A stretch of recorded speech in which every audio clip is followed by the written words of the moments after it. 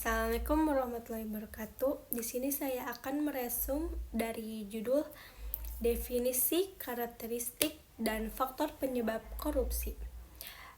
Menurut hukum di Indonesia, pengertian korupsi adalah perbuatan melawan hukum dengan maksud memperkaya diri sendiri atau orang lain, baik perorangan maupun korporasi, yang dapat merugikan keuangan negara atau perekonomian negara.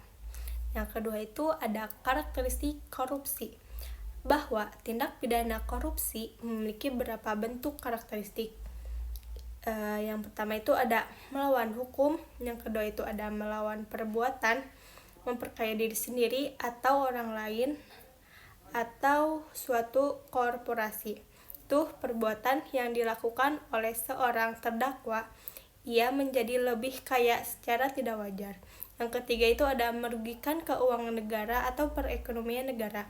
Yang keempat itu ada menyalahgunakan kewenangan, kesempatan, atau sarana yang ada padanya, baik itu karena jabatan atau kedudukannya.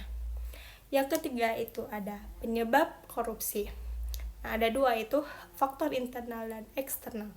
Faktor internal yakni faktor pendorong korupsi yang berasal dari dalam diri setiap individu, bisa dilihat dari segi perlakuan atau yang dapat dikatakan sebagai keinginan atau kesadaran untuk melakukan.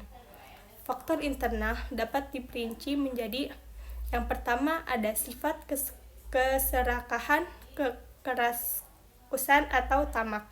Yang kedua itu gaya hidup konsumtif. Yang ketiga moral yang kurang kuat. Yang keempat ada tindak menerapkan ajaran agama. Yang kelima budaya tidak jujur sebagai muara perilaku korupsi.